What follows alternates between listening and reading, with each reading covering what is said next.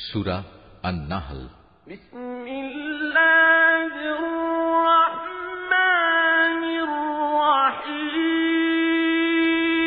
রহমান রহিম আল্লাহ তাআলার নামে।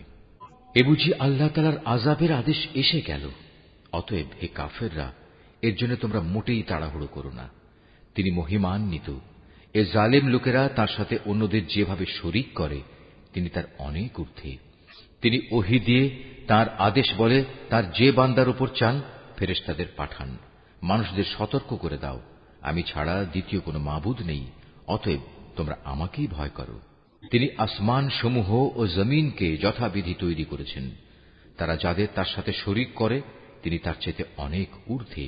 তিনি ক্ষুদ্র একটি শুক্র কণা থেকে যে মানুষ তৈরি করেছেন, আশ্চর্যের ব্যাপার, সে এখানে এসে স্বয়ং তার স্রষ্টার সাথেই প্রকাশ্য বিতর্ককারী বনে গেল। তিনি চতুষ্পদ জানোয়ার পয়দা করেছেন। তোমাদের জন্য ওতে শীত বস্ত্রের উপকরণ সহ আরো অনেক ধরনের উপকার রয়েছে। সর্বোপরি তাদের কিছু অংশ তোমরা তো আহারও করে থাকো।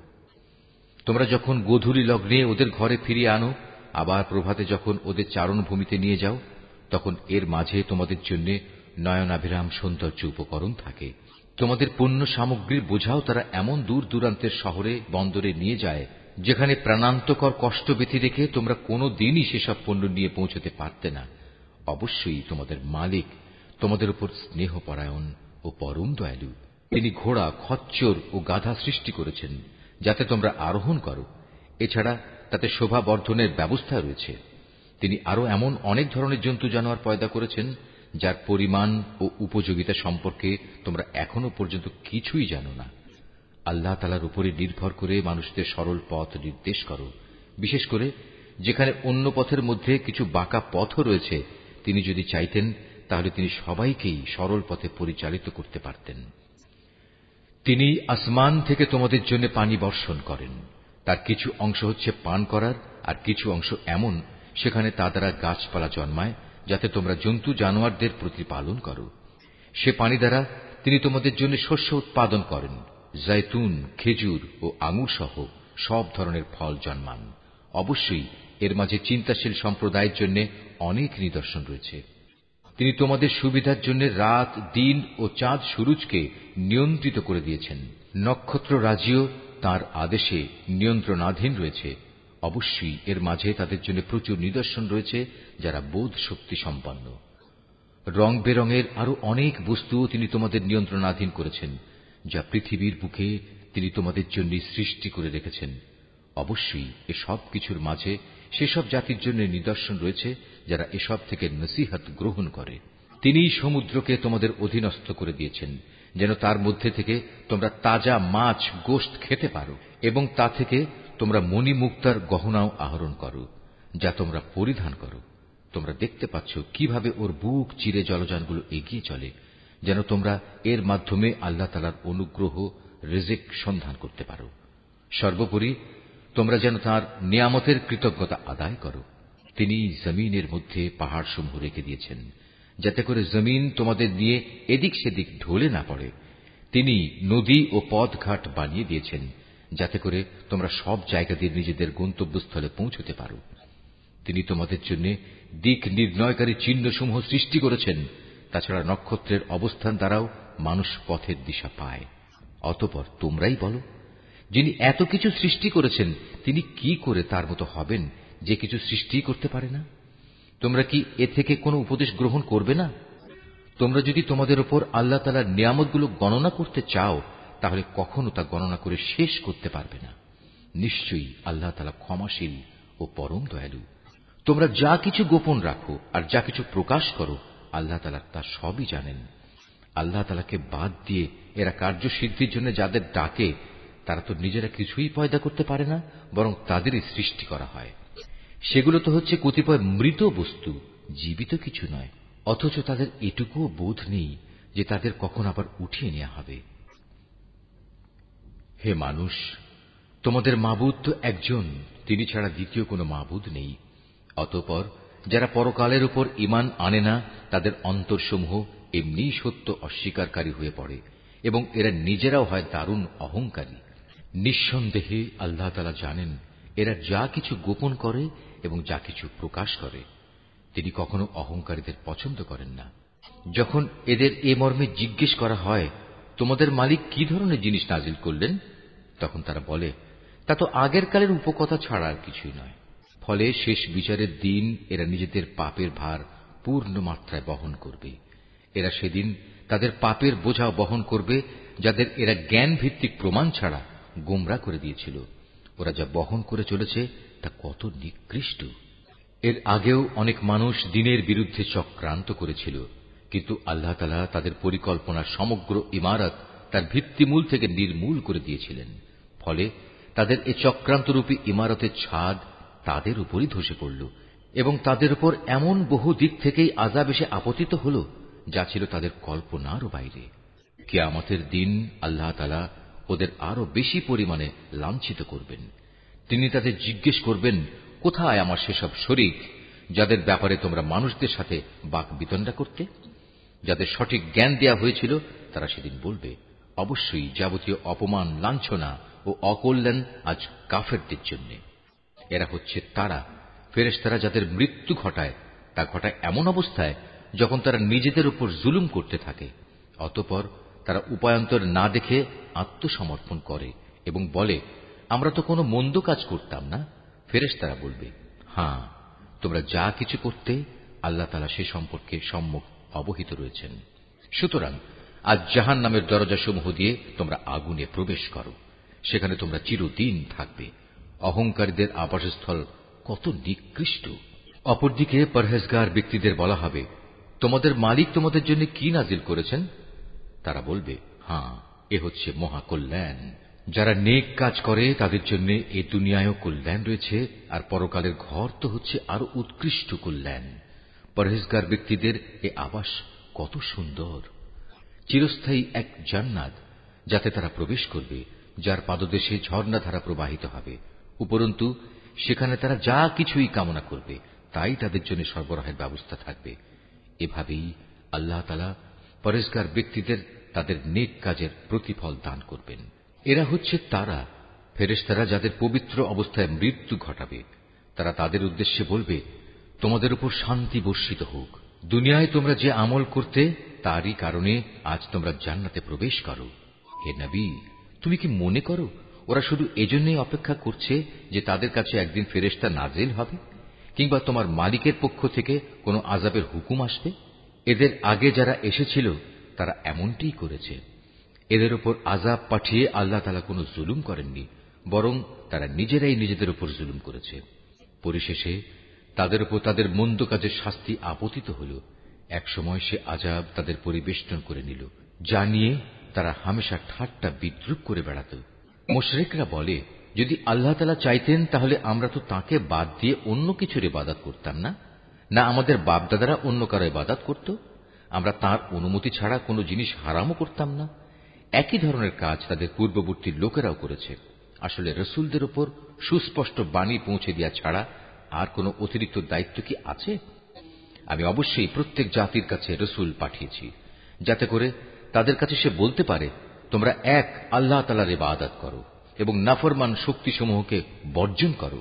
সে জাতির মধ্যে অতঃপর আল্লাহ তাআলা কিছু লোককে হেদায়েত দান করেন, আর কতক লোকের উপর গোমরাহি চেপে বসে গেছে। অতএব তোমরা আল্লাহর জমিনে পরিভ্রমণ করো এবং দেখো যারা রসুলদের মিথ্যা প্রতিপন্ন করেছে তাদের কি ভয়াবহ পরিণাম হয়েছিল। হে নবী, তুমি এদের হেদায়েতের ব্যাপারে যতই আগ্রহী হও না কেন, এরা কখনো হেদায়েত পাবে না, কেননা আল্লাহ তাআলা যাকে গোমরা করে দিয়েছেন তাকে তিনি সৎ পথে পরিচালিত করবেন না। আর এমন লোকদের আযাব থেকে বাঁচানোর জন্য কোনো সাহায্যকারীও নেই। এরা আল্লাহ তাআলার নামে শক্ত ধরনের শপথ করে বলে, যে ব্যক্তির মৃত্যু হয়ে যায় তাকে আল্লাহ তাআলা কখনো দ্বিতীয়বার উঠিয়ে আনবেন না। হে নবী, তুমি বলো, হ্যাঁ, অবশ্যই এটা তাঁর সত্য ওয়াদা, কিন্তু অধিকাংশ মানুষই তো জানে না। এটা তিনি এজন্য করবেন যে বিষয়ে এরা মতবিরোধ করত। কিয়ামতের দিন তাদের জন্য তিনি তা স্পষ্ট করে দেখিয়ে দেবেন, এবং যারা আজ অস্বীকার করে তারাও একথাটা জেনে নেবে, তারা সত্যি সত্যি ছিল মিথ্যাবাদী। আমি যখনই কোনো কিছু ঘটাতে চাই তখন সে বিষয়ে আমার বলা কেবল এটুকুই হয় যে হও, অতঃপর তা সংঘটিত হয়ে যায়। স্মরণ করো যারা আল্লাহর পথে হিজরত করেছে, বিশেষ করে ঈমান আনার কারণে তাদের উপর জুলুম হওয়ার পর আমি অবশ্য তাদের এই পৃথিবীতেই উত্তম আশ্রয় দেব, আর আখিরাতের পুরস্কার তা তো এর থেকে অনেক বেশি শ্রেষ্ঠ। কত ভালো হতো যদি তারা কথাটা জানত। যারা বিপদে ধৈর্য ধারণ করে এবং যারা আল্লাহর উপর নির্ভরশীল থাকে তাদের জন্য আখিরাতের অনেক পুরস্কার রয়েছে। হে নবী, আমি তোমার আগেও এ মানুষদের মধ্যে থেকেই কিছু ব্যক্তিকে রসুল বানিয়ে প্রেরণ করেছি যাদের উপর আমি ওহী পাঠিয়েছি। অতএব যদি তোমরা না জানো তাহলে কেতাবধারীদের জিজ্ঞেস করো। এসব নবীকে আমি সুস্পষ্ট দলিল প্রমাণ ও কেতাব সহকারে পাঠিয়েছি। একইভাবে আজ তোমার কাছেও কেতাব নাজিল করেছি, যাতে করে যে শিক্ষা মানুষদের জন্য তাদের কাছে পাঠানো হয়েছে তুমি তা তাদের সুস্পষ্টভাবে বোঝাতে পারো, যেন তারা নিজেরাও একটু চিন্তা ভাবনা করে। যারা আল্লাহ তাআলা ও তাঁর রসুলের বিরুদ্ধে হীন চক্রান্ত করে তারা কি এ বিষয়ে নিশ্চিত ও নিরাপদ হয়ে গেছে যে আল্লাহ তাআলা এজন্য তাদের ভূগর্ভে ধসিয়ে দেবেন না, কিংবা এমন কোন দিক থেকে তাদের উপর আযাব এসে আপতিত হবে না যা তারা কখনো চিন্তাও করতে পারেনি, কিংবা তাদের তিনি এমন সময় পাকড়াও করবেন না যখন তারা চলাফেরা করতে থাকবে, এরা কখনোই তাকে তার কোনো কাজে অক্ষম করে দিতে পারবে না। অথবা এমন হবে না যে প্রথমে তিনি তাদের কিছু দূর চলতে দেবেন অতঃপর পাকড়াও করবেন। অবশ্যই তোমার মালিক একান্ত স্নেহশীল ও পরম দয়ালু। এই আয়াতটি যিনি তেলাওয়াত করবেন এবং যিনি এই আয়াতটির তেলাওয়াত শুনবেন তাদের সবাইকে এখানে একটি সাজদা আদায় করতে হবে। এটা ওয়াজিব। এরা কি আল্লাহ তাআলা যা কিছু সৃষ্টি করেছেন তার প্রতি লক্ষ্য করে না যে তার ছায়া আল্লাহর সামনে সাজদাবনত অবস্থায় কখনো ডান দিক থেকে কখনো বাঁ দিক থেকে তাঁরই উদ্দেশ্যে ঢলে পড়ে? এরা সবাই তাঁর সামনে অক্ষমতা প্রকাশ করে যাচ্ছে। যা কিছু আছে আসমান সমূহে এবং এ জমিনে বিচরণশীল যা কিছু আছে যত ফেরেশতাকুল, তারা সবাই আল্লাহকে সাজদা করে যাচ্ছে। এদের কেউই নিজেদের বড়াই জাহির করে না, উপরন্তু তারা ভয় করে তাদের মালিককে, যিনি তাদের উপর পরাক্রমশালী। তাঁর পক্ষ থেকে তাদের যা আদেশ করা হয় তা তারা বিনীতভাবে পালন করে। হে মানুষ, আল্লাহ তাআলা আদেশ করেছেন তোমরা আনুগত্যের জন্য দুজন মাবুদ গ্রহণ করো না। মাবুদ তো শুধু একজন, সুতরাং তোমরা আমাকেই ভয় করো। আকাশমণ্ডলী ও জমিনের যেখানে যা কিছু আছে তা সবই তাঁর জন্য। জীবন বিধান তাঁর অনুগত করে দেয়াই কর্তব্য। এরপরেও কি তোমরা আল্লাহ তাআলা ছাড়া অন্য কাউকে ভয় করবে? নিয়ামতের যা কিছু তোমাদের কাছে আছে তা তো আল্লাহ তাআলার কাছ থেকেই এসেছে, এবং তোমাদের যদি কোনো দুঃখ দৈন্য স্পর্শ করে তখন তা দূর করার জন্য তাঁকেই তোমরা বিনীতভাবে ডাকতে শুরু করো। অতঃপর আল্লাহ তাআলা যখন তা দূরীভূত করে দেন তখন তোমাদেরই একদল লোক তাদের মালিকের সাথে অন্যদের শরীক বানিয়ে নেয়, যাতে করে আমি তাদের যা নিয়ামত দান করেছি তারা তা অস্বীকার করতে পারে।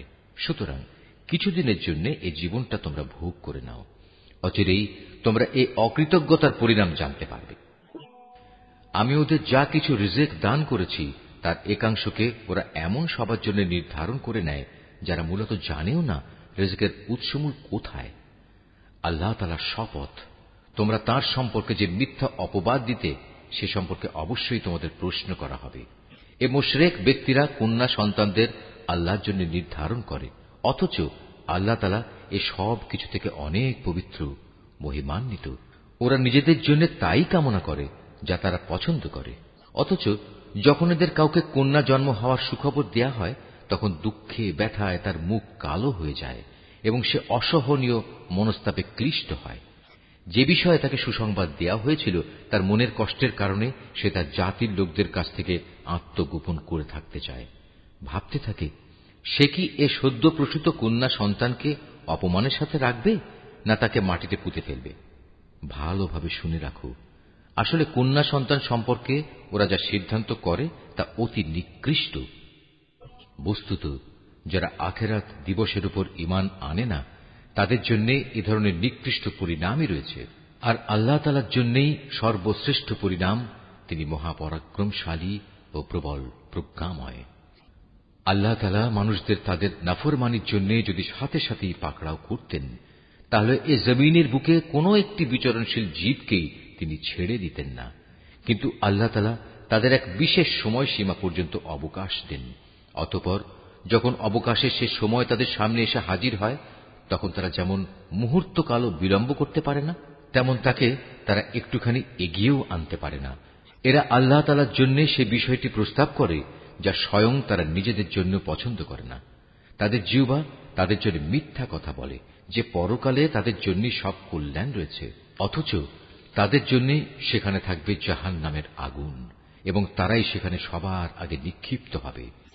হে নবী, আল্লাহর শপথ, তোমার আগেও আমি জাতিসমূহের কাছে নবী পাঠিয়েছিলাম, অতঃপর শয়তান তাদের খারাপ কাজসমূহ তাদের জন্য শোভনীয় করে দিয়েছিল।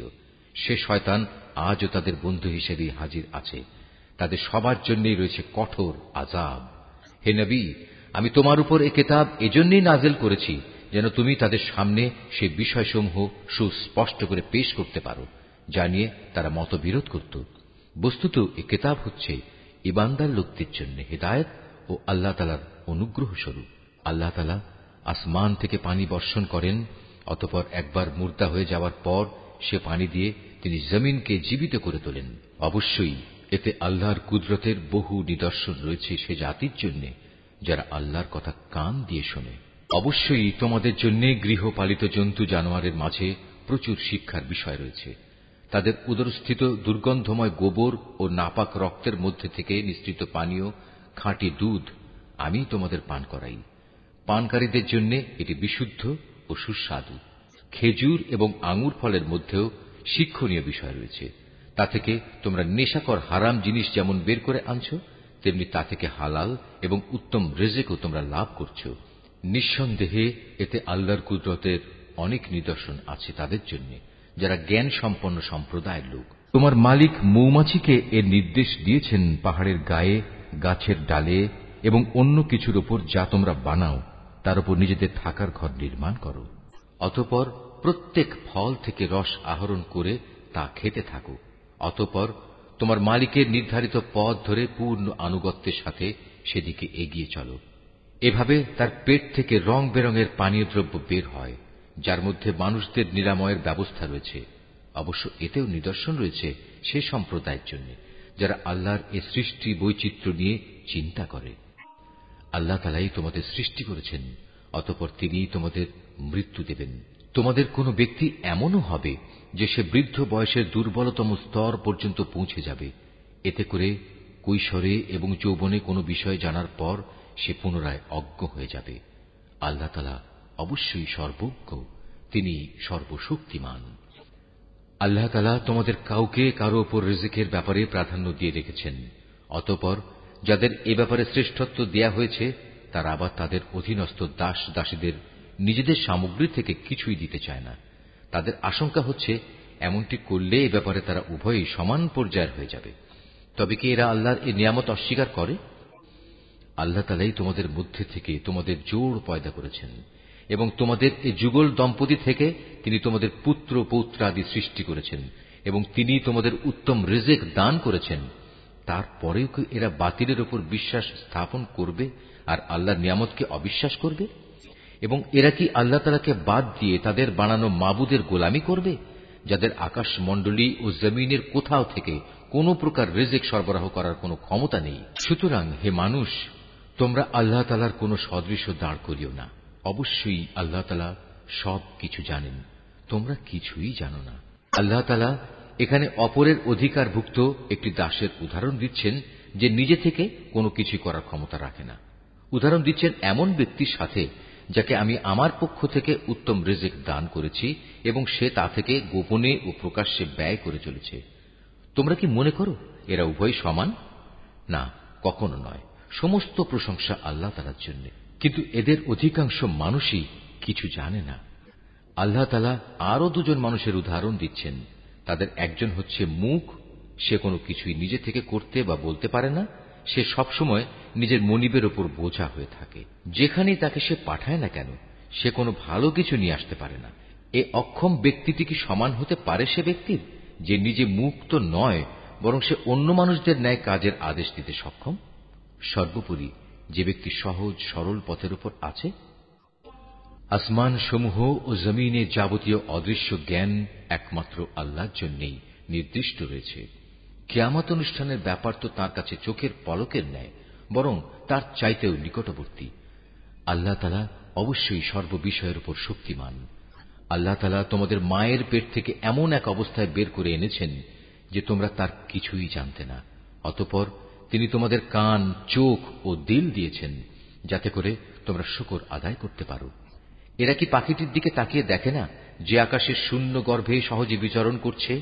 আল্লাহ তাআলা ছাড়া এমন কে আছে যিনি এদের শূন্যের মাঝে স্থির করে ধরে রাখেন? অবশ্যই এর নিপুণ ব্যবস্থাপনার মাঝে ঈমানদার সম্প্রদায়ের জন্য অনেক নিদর্শন রয়েছে। আল্লাহ তাআলাই তোমাদের জন্য তোমাদের ঘরগুলোকে শান্তির নীড় বানিয়েছেন। তিনি তোমাদের জন্য পশুর চামড়া দিয়ে তাঁবুর হালকা ঘর বানাবার ব্যবস্থা করেছেন যাতে তোমরা ভ্রমণের দিনে তা সহজভাবে বহন করে নিতে পারো। আবার কোথাও অবস্থান নেয়ার সময়ও তা ব্যবহার করতে পারো। ওদের পশম, ওদের লোম, ওদের কেশ থেকে তিনি একটি নির্দিষ্ট মেয়াদের জন্য তোমাদের অনেক ব্যবহার উপযোগী সামগ্রী বানাবার ব্যবস্থা করে দিয়েছেন। আল্লাহ তাআলা যা কিছু সৃষ্টি করেছেন তা থেকে তিনি তোমাদের জন্য ছায়ার ব্যবস্থা করে দিয়েছেন। তিনি তোমাদের জন্য পাহাড়ের মাঝে আশ্রয়ের ব্যবস্থা করেছেন। তিনি আরো ব্যবস্থা করেছেন তোমাদের জন্য পরিধেয় বস্ত্রের, যা তোমাদের প্রচন্ড তাপ থেকে রক্ষা করে। আরো ব্যবস্থা করেছেন এমন পরিধেয় সমূহের যা তোমাদেরকে তোমাদের সমস্যা সংকট থেকে বাঁচিয়ে রাখে। এভাবেই তিনি তোমাদের উপর তার নিয়ামত সমূহ পূর্ণ করে দেন যাতে করে তোমরা তার অনুগত বান্দা হতে পারো। যদি তারা সত্য থেকে মুখ ফিরিয়ে নেয় তবে তুমি জেনে রেখো তাদের কাছে সুস্পষ্ট বক্তব্য পৌঁছে দেওয়া ছাড়া তোমার আর কোনই দায়িত্ব নেই। এসব লোকেরা আল্লাহ তাআলার নিয়ামত ভালো করেই চেনে, কিন্তু এ সত্ত্বেও তারা তা অস্বীকার করে। আসলে ওদের অধিকাংশ মানুষই হচ্ছে অকৃতজ্ঞ।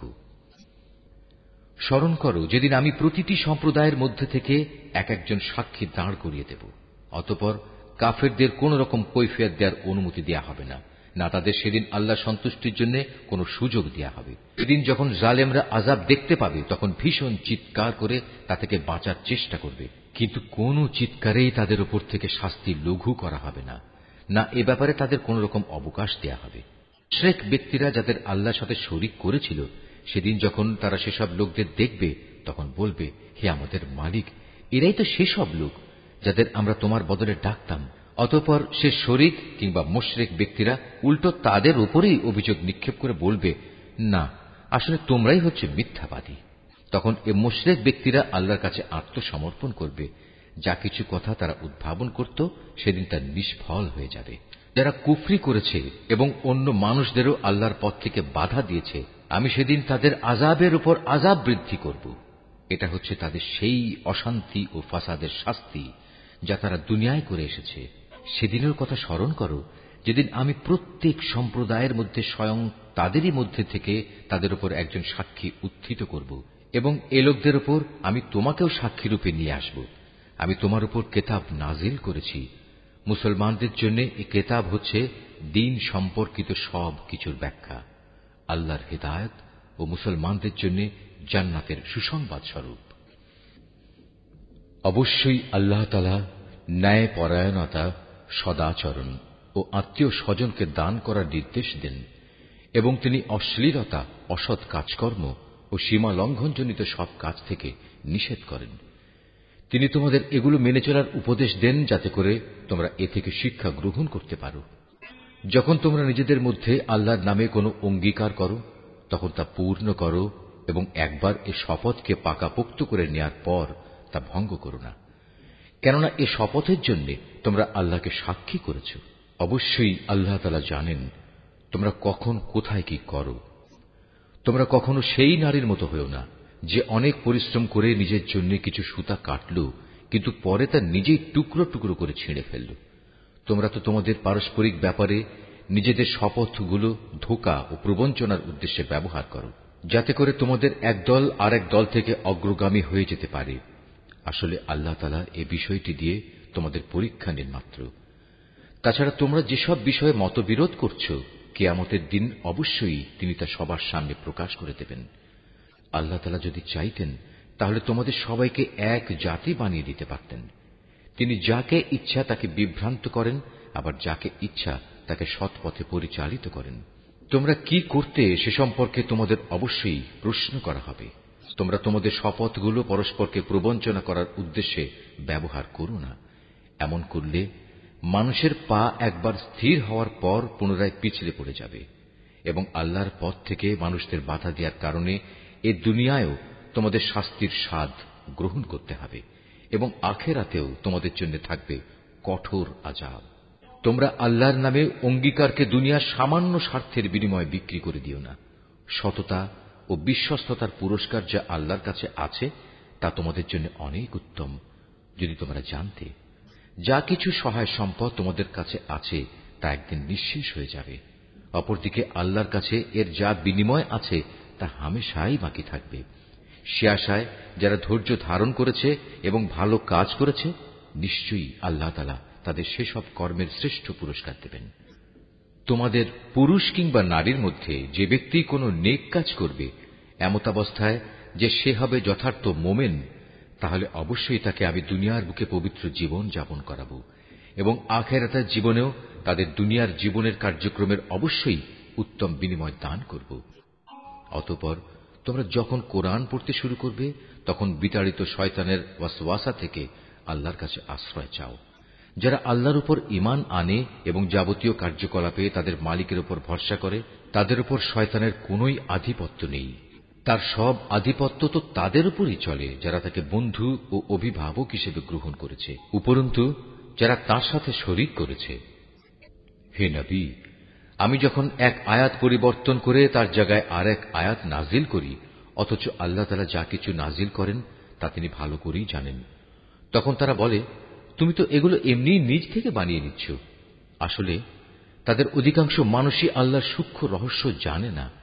তুমি তাদের বলো, হ্যাঁ, এ কোরআনকে জিব্রাইল ফেরেশতা তোমার মালিকের কাছ থেকে ঠিকভাবেই নাজিল করেছে, যাতে করে যারা আল্লাহর উপর ঈমান এনেছে তাদের তিনি সুদৃঢ় ভিত্তির উপর প্রতিষ্ঠিত করতে পারেন।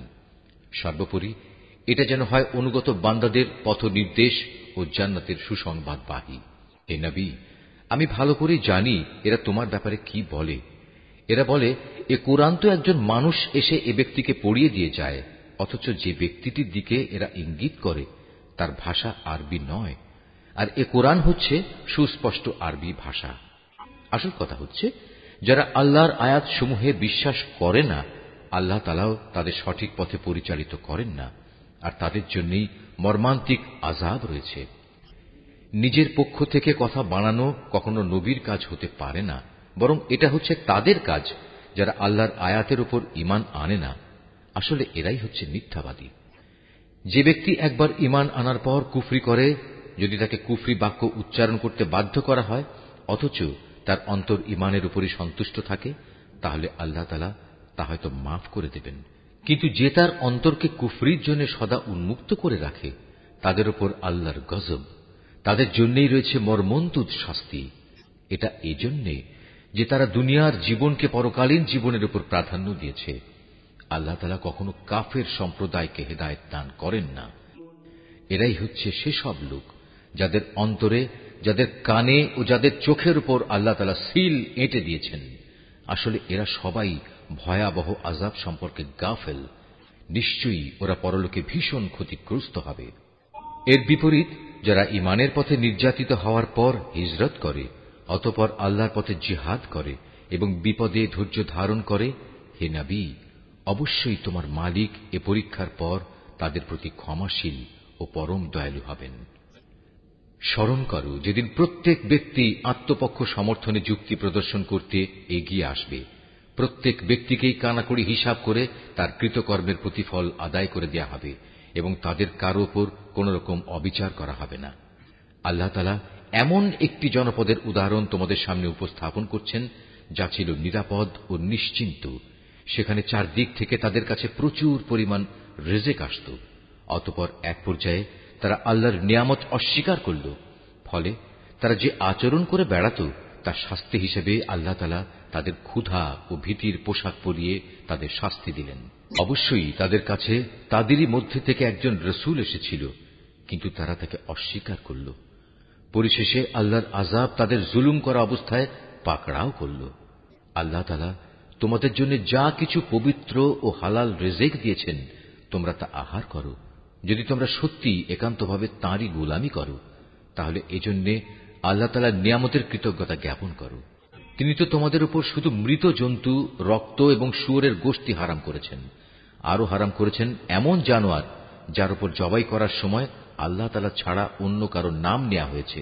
কিন্তু যদি কাউকে এর কোনো একটা খেতে বাধ্য করা হয়, সে যদি বিদ্রোহী কিংবা সীমা লঙ্ঘনকারী না হয়, তাহলে সে যেন জেনে রাখে আল্লাহ তাআলা ক্ষমাশীল ও পরম দয়ালু। তোমাদের জিহ্বা আল্লাহ তাআলার উপর মিথ্যা আরোপ করে বলেই কখনো একথা বলো না যে এটা হালাল ও এটা হারাম। জেনে রেখো, যারাই আল্লাহর উপর মিথ্যা আরোপ করো তারা কখনোই সাফল্য লাভ করতে পারবে না। তাদের জন্য এটা পার্থিব জীবনের সামান্য কিছু সামগ্রী মাত্র। পরকালে তাদের জন্য রয়েছে কঠোর আযাব। হে নবী, ইহুদীদের ওপর আমি সেসব কিছু হারাম করেছি যা ইতিপূর্বে আমি তোমার কাছে বর্ণনা করেছি। এগুলো হারাম করে আমি তাদের উপর কোনো অবিচার করিনি, বরং তারা আমার আদেশ না মেনে নিজেরাই নিজেদের উপর অবিচার করেছে।